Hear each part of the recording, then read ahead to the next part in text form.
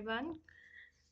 Welcome to Adhyaya Hub. Today we'll see the analysis of Prajavani paper and the current affairs of 10th August 2026.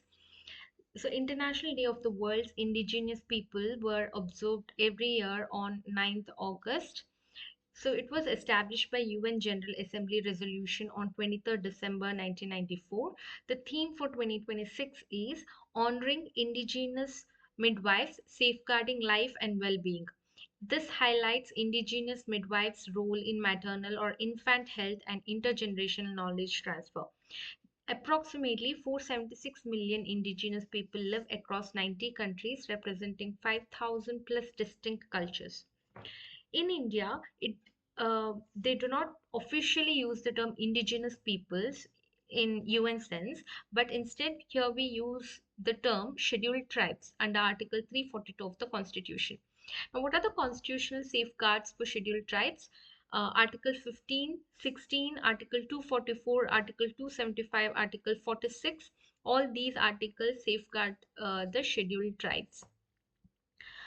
Now, Karnataka's major tribal communities are Soliga, Jenukuruba, Bettakuruba, Yerava, Hakkipikki, Koraga, Siddhi, Gaudalu, Malekudiya, Kadukuruba, mostly concentrated in Western Ghats belt like Chamarajanagar, Mysuru, Kodagu, Chikmagaluru, Udupi, Uttar Kannada, and also you can find them in BR Hills, Bandipur, Nagarhole forest fringes. In Karnataka, there is a parishad called as Karnataka Adivasi Raksha Parishad. It is a civil society or advocacy body working on tribal land rights, forest rights, implementation, and displacement issues in Karnataka.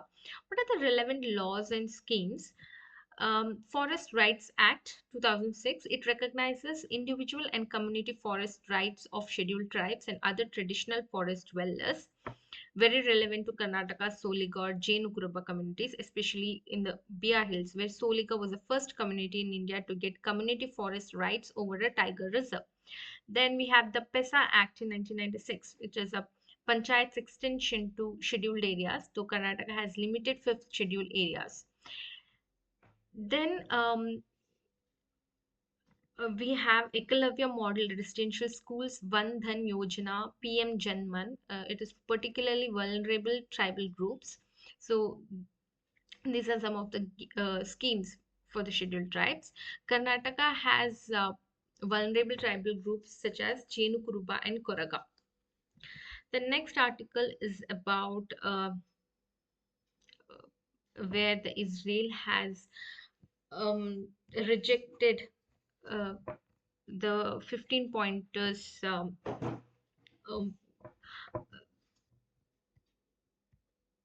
15 points disarmament roadmap mm, which was set by US.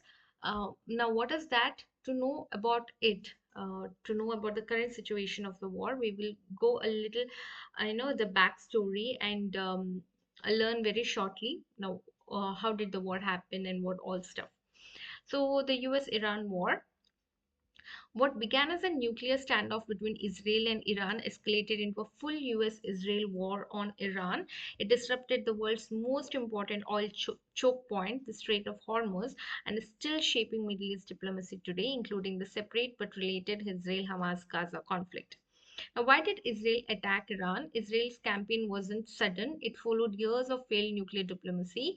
In June 2025, Israel launched Operation Rising Lion, a large scale preemptive strike on Iran's nuclear and missile infrastructure. Why did Israel attack Iran? Because it feared nuclear breakout fear, because Iran was enriched with uranium, so Israel thought it will attack. Iran might attack Israel, and Iran was rapidly scaling ballistic missiles also. There were nuclear talks, like there were 6 rounds of nuclear talks between Iran and Israel, which was mediated by Oman, but that talk did not. Israel felt the window to act was closing because Israel did not feel, uh, convinced by those talks. So, preemptive doctrine, always Israel has a history of striking nuclear programs early rather than waiting for a breakout. Even before the nuclear programs was fully successful, that they have, established a nuclear program, the other countries would have established a nuclear program. Before that, Israel would strike a war against them. So preemptive means before something happens, they take an action. So Israel is a country who does that. US later joined the strikes, hitting Fordo, Natanz, and Ishfana nuclear sites, turning it into a joint US-Israel war. So this is this small clip will tell you why did Israel attack Iran. Israel and Iran do not share a border. Israel's strikes on Tehran traveled roughly 1,600 kilometers across Jordan, Syria, and Iraqi airspace, among the longest range strikes in its history. Iran's counter-pressure centered on the Strait of Hormuz, the narrow choke point through which a quarter of the world's oil moves. You can see here, you have Iran, here you have Iraq, this is Israel, this is Tehran in Iran, and this is the Strait of Hormuz here. So if we see the Rising Lion from Rising Lion, operation of Rising Lion till today, in 13 to 24 June of 2025, Israel launches Operation Rising Lion on Iran's nuclear or missile sites. US also strikes several places in Iran. There was a 12-day war. Within this, India runs Operation Sindhu to evacuate the members who were stuck in Iran. In 28th Feb 2026, a bigger joint US-Israel strikes killed Iran's supreme leader Khamenei and senior IRGC commanders in Tehran. That operation was called as Operation Epic Fury. Then in March 2026, Iran shuts the Strait of Hormuz, attacks tankers, lays mines, um, whereas US imposes naval blockade plus air campaign. Then in April, June 2026, there was temporary ceasefire. There was Islamabad memorandum signed in June to restore normal shipping through the strait because whole world was impacted by this war. Then in 7 July 2026, Iran strikes three tankers near Muzandam. US resumes bombing. Trump declares the ceasefire is over. The fighting will resume. Then in August 2026, Iran-Oman talks continue on managing the strait. Separately, Netanyahu rejects the US Board of Peace plan for Hamas to disarm in Gaza. Both fronts remain unresolved. Now, what Netanyahu is saying is, I will not stop the fight until the Hamas is disarmed. So Hamas has conquered Gaza, is what Israel says, right? So now Israel is saying that I won't stop the war until Hamas is totally disarmed. So, in short, if you see, in June 2025, Israel's Operation Rising Lion hits Iran's nuclear sites. US also joins with the bomber strikes. There was a 12 days war with a ceasefire. India evacuates citizens via Operation Sindhu. In 28th February 2026, a far larger joint US-Israel operation, Operation Epic Fury, was undertaken and it kills Iran's supreme leader. In May 2026, Iran shuts the Strait of Hormuz. In April to June 2026, a ceasefire and Islamabad memorandum um, happened to restore the normal shipping through the strait. In 7th July 2026, Iran strikes three tankers. The US resumes the bombing. In August 2026, now Iran Oman talks continue on managing the strait. Separately, Israeli PM Netanyahu has rejected a US backed Board of Peace plan requiring Hamas to disarm in Gaza in exchange for an Israeli withdrawal. Both fronts of the wider Middle East crisis, it remains unresolved. Now, current situation is, we know in the Strait of Hormuz, Iran and Oman are in talks, but there is no uh, traffic of the oil tankers. There is no complete shutdown of the Strait of Hormuz. Uh, if you see in the Gaza front, Netanyahu says Israel does not accept the 15-point disarmament roadmap and will not withdraw troops until Hamas is genuinely disarmed. Hamas says it remains committed to the roadmap it already agreed to. Well, Hamas is saying, I agree to the 15-point disarmament. Netanyahu says, I won't agree until Hamas is genuinely disarmed. Though Israel still controls roughly 70% of Gaza territory, according to Palestinian officials and aid agencies. So, what is the global impact of the Strait of Hormuz, of these wars, and all this? We have oil and gas price shock. Brent crude spiked past $100 per barrel. So there's shipping disruption, there's aviation disruption, there's diplomatic realignment. Like Gulf states, China and Russia increased pressure for a negotiated settlement. Oil importing nations leaned harder on alternative suppliers. Now, what is impact on India? India is the world's third largest oil importer and home to the largest overseas workforce in the Gulf, making it one of the most exposed major economies to this conflict. So, what is the impact on India in this representation? If you see, approximately 90% of India's crude oil is imported. So, approximately 50% normally transits through Hormuz. Now, that is affected. Per barrel, the Brent crude price also spiked. 91% of India's LPG comes from the Gulf. Uh, so the prices jumped. 9.1 million Indians live and work in the Gulf. It is the largest community there. Then 50,000 plus Indians evacuated via special flights. Uh, and $10 to 15 billion potential drop in Gulf remittances. It hits the household incomes hard.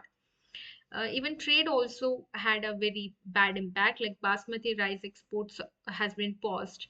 Apples and almonds from Iran has stopped. Banana exports stuck at ports. Tea trade disrupted. Rupee has weakened. India's response is strategic reserves, diversified suppliers. So it is looking for different suppliers. Diplomatic balance with both Iran and Israel. So government during this war, it did establish the Operation Sindhu to evacuate thousands of Indian nationals and students from Iran and Israel via special flights and land routes through Armenia and Turkmenistan. There was strategic petroleum reserves released to cushion short-term supply shocks. Refineries were directed to prioritize LPG production over petrochemicals to protect household supply. It diversified crude sourcing. It then um, you know, it asked help from Russia, US, Iraq. It reduced but did not eliminate direct exposure to Hormuz shutdown. India maintained diplomatic balance, avoiding taking sides between Iran and Israel, both of which it has a strategic and trade ties with. So this is all about the war and stuff. The next is about the SIR. ಎರಡು ಲಕ್ಷ ಹೆಸರು rollback ಆಗ್ತಿದೆ. This is about Karnataka's ongoing special intensive revision of electoral rules 2026, specifically the ASDDO list glitch, where approximately 2 lakh voter names were wrongly flagged or deleted during digitization and are now being restored. That is, rollback after objection. Now, what does this article say is 1.11 crore voters in Karnataka were flagged in the digitization process out of a duplicate sample check of 2.14 lakh. There were discrepancies found. Now, what can voters do is they can check their status via ceo.karnataka.government.in and check for ASDDO list link. Okay, you can either search by epic number or name plus address. The wrongly deleted or flagged voters must contact their booth level officer and file a correction or objection before the cutoff. Now, the article says 17th is the deadline. Now, what is SIR? It is a detailed Election Commission of India exercise to update electoral rolls, adding newly eligible voters, removing the duplicate, correcting the mistakes. Unlike a routine annual update, SIR is a house to house verification of every voter's name, age, address, and family linkage. ASDDO categories means absent, shifted, deceased, duplicate, and objectable. So the revised schedule, the draft will be rolled from mid to late August 2026, and the final electoral roll will be given on 27th October 2026. Now, what are the constitutional and legal framework under which this SIR can be undertaken is under Article 324, Article 326, and according to the Representation of the People Act 1950, Registration of Electoral Rules 1960, and the Form 6, Form 7, and Form 8. All these deals with the constitution and legal. All these are the constitution and legal framework that supports the SIR. Now, why this is a particular administratively significant? Because SIR has been contentious nationally. Similar exercises were taken place in Bihar, Bengal, Tamil Nadu, Gujarat, and other states have seen large-scale deletions, sparking opposition allegations of disenfranchisement, especially of migrant workers, urban poor, and minorities. Karnataka's 2 lakh rollback is essentially an administrative correction admitting error in the digitization or verification process relevant to discussions on accuracy versus speed trade offs in mass digitization drives, citizen grievance redressal mechanisms in electoral administration, digital divide, challenges for elderly or rural voters checking online portals. So, this is all about today's analysis. There are just three articles, but whatever I felt is important, I have just discussed here.